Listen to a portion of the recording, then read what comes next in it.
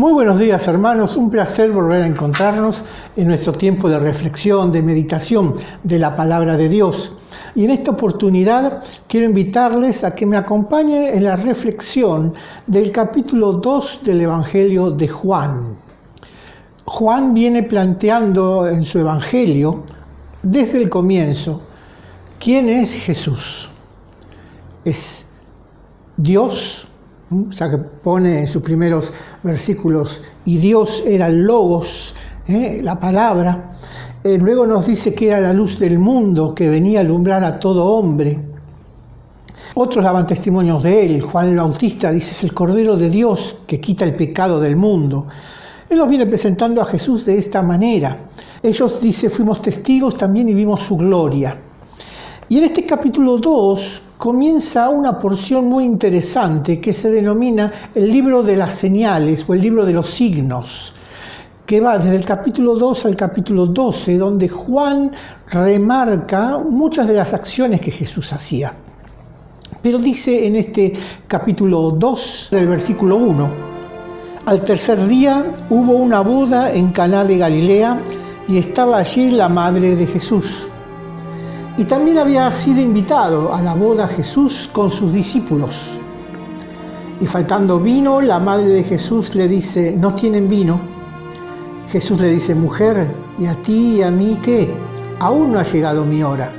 Su madre dice a los que servían, haced lo que os diga.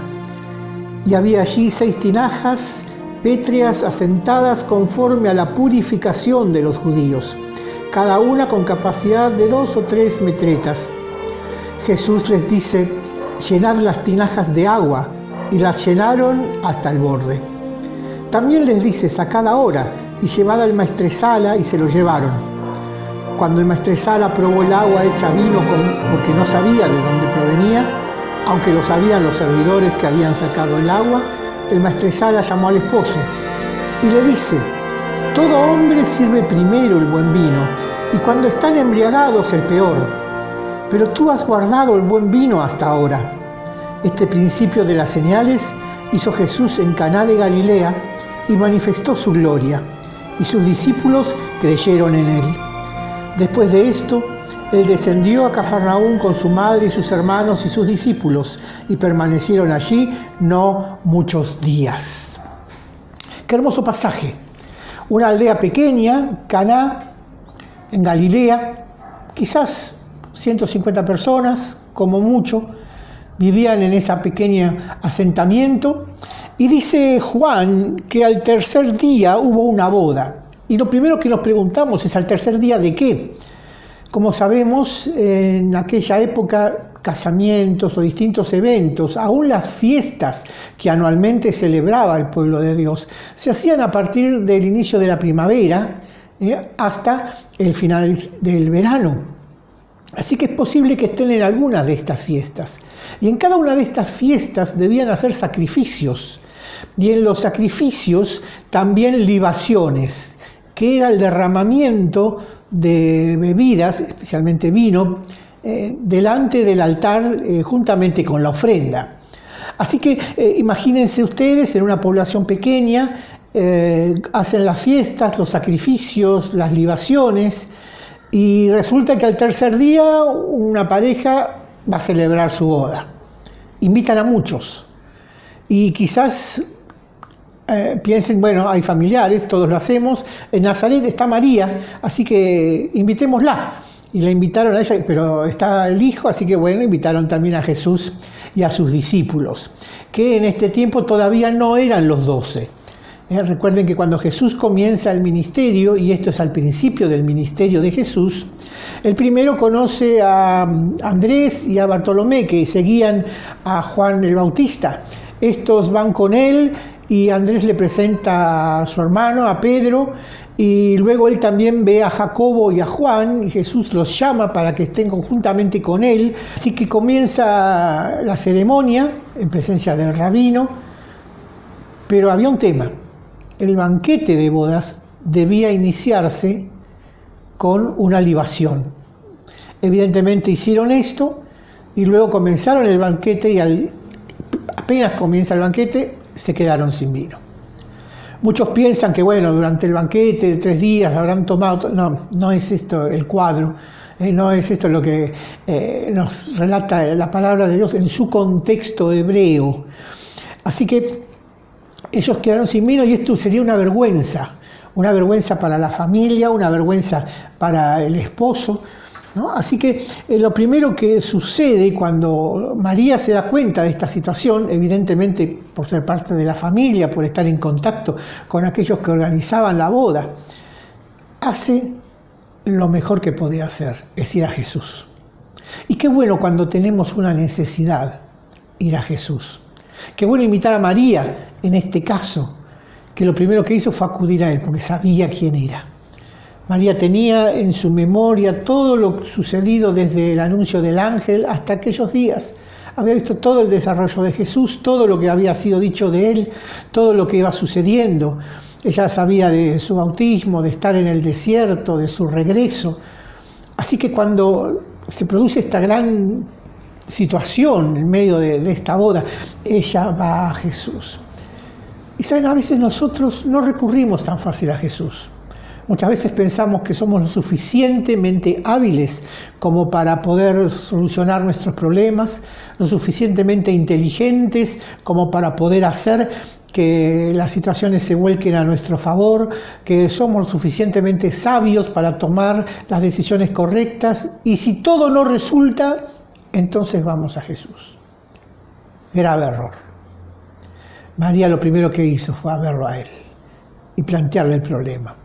Y saben, si bien Jesús entendió y manifestó con la expresión que dijo a su madre, que todavía no era su tiempo de ser manifestado en una forma poderosa, portentosa, sin embargo, él logró. Él logró porque no deja a las personas en medio de una necesidad.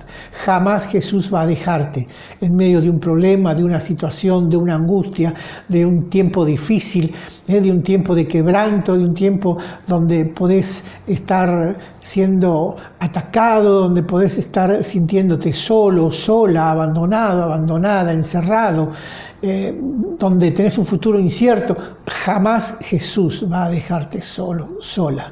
Por eso María fue a él y él le contestó que, bueno, no era el tiempo, pero sin embargo obró. ¿Y qué hizo? Tomó unas tinajas que contendrían entre más o menos 70 y 100 litros podrían contener de agua. Las usaban para purificación, así que seguramente no eran tinajas importantes, no eran de gran material. Creo que las tendrían para que cuando las personas entren pudieran lavarse ahí conforme al ritual que ellos tenían y que muchos pueblos de la antigüedad tienen, y aún en Oriente hasta hoy siguen con estas prácticas. Lavamiento de pies, de manos, refrescarse cuando llegan de una travesía y en este caso de caminar por el desierto. Jesús toma esas tinajas, pide a los sirvientes de la casa que la llenen con agua y luego que se la presenten al maestresala. ¿No? Jesús sabe lo que hace. Quizás cualquiera de nosotros hubiera dicho, pero este no es el método, Jesús. ¿Por qué no mandás a tus discípulos a comprar? ¿Por qué no van al negocio de acá a la vuelta? No había dónde comprar. No había quizás grandes ofertas. Pensemos, y repito, como dije al principio, en una aldea pequeña donde quizás aún la producción de vino era muy pequeño y solamente se conseguiría en las aldeas vecinas también. Así que en medio de la fiesta esto era imposible. Pero cuando hay un imposible para los hombres, sabe que no hay nada imposible para Dios. Y él, Jesús, actúa en ese momento y transforma la situación, transforma lo que hay, porque él llama a lo que no es como si fuera. Es el Dios para el cual, como dijimos, no hay nada imposible. Por eso dice que lleven esa agua y se la llevaron al maestresala, y el maestresala la probó y dijo, llamen al esposo. Es un dato también interesante que en esta narración acerca de una boda, nada se habla de la novia. Nosotros generalmente estamos acostumbrados a que, bueno, llegamos al templo y escuchamos quizás una música de fondo, el sacerdote, el pastor, el rabino, esperando que llegue la pareja. Por ahí llega el novio y se para ahí y uno lo mira y ve su rostro impaciente, sonriente. Pero cuando se escuchan los primeros acordes y entra la novia, todo el mundo se pone de pie y mira con expectativa hacia la puerta, porque entra aquella que va a ser desposada. Bueno, en este pasaje no se la nombra. No sabemos por qué.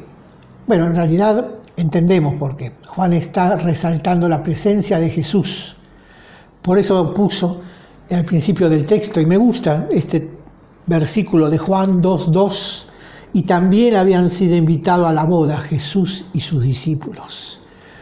Qué bueno que en cada situación de nuestra vida Jesús pueda ser invitado y también sus discípulos, su iglesia, su pueblo, para ayudarte, acompañarte, para estar con vos en todo lo que vivís. El casamiento no es un evento social, en la palabra de Dios es un evento espiritual, religioso, donde dos personas se comprometen delante de Dios a continuar sus vidas juntos para alabarle, para servirle, para formar un hogar que agrade a Dios. Así que es un hecho espiritual, no es un evento social. No es cuestión de ver qué salón, qué música, qué trajes. No. Es un evento espiritual. Y como era un evento espiritual, Jesús está en el medio. Debe estar en el medio y debe ser el principal actor de todo evento espiritual que ocurre en nuestra vida. ¿Y qué pasó? Dice que llamaron al esposo. Y el maestresala dice, mirá, hiciste algo que es increíble. Todos ponen el primer vino, el bueno, al principio, y cuando ya van más o menos avanzada la cosa, ponen un vino bueno. El común, el de la casa. Pero vos hiciste algo diferente. Pusiste lo mejor ahora. Y qué bueno esto. Cuando Jesús interviene en nuestra vida, siempre debemos poner lo mejor. Siempre tenemos lo mejor para dar. Cuando Jesús interviene en nuestra vida, participa de ella, nos provee, nos sostiene, nos sustenta. Siempre todo lo que nos da es de primera. Por eso cuando nosotros somos llenos, y permítanme la alegoría de la palabra de Dios simbolizada en el agua, en este pasaje, y quizás nuestras vidas simbolizadas en las tinajas, que no muchos se fijarían y que tendrían un uso apropiado, pero en un rincón, de pronto pasan a ser la figura de la noche.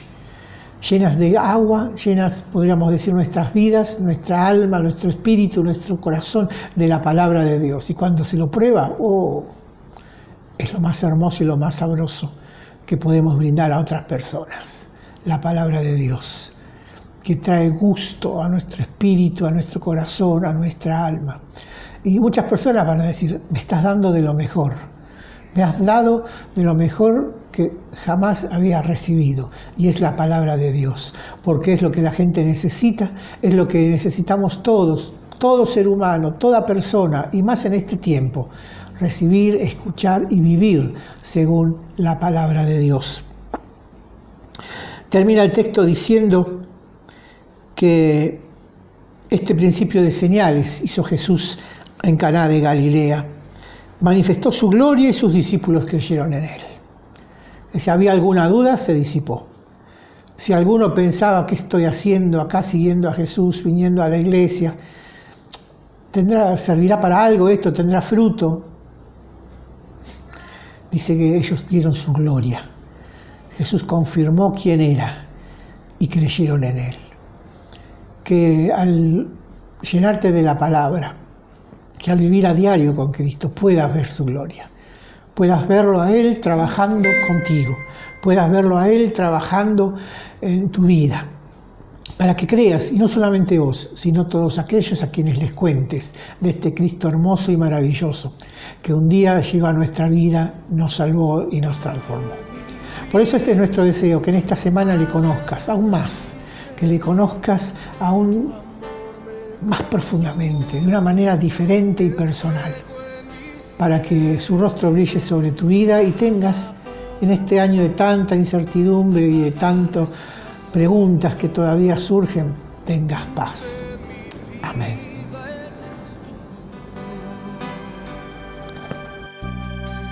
Al contemplarte te quiero adorar, tu voz seduce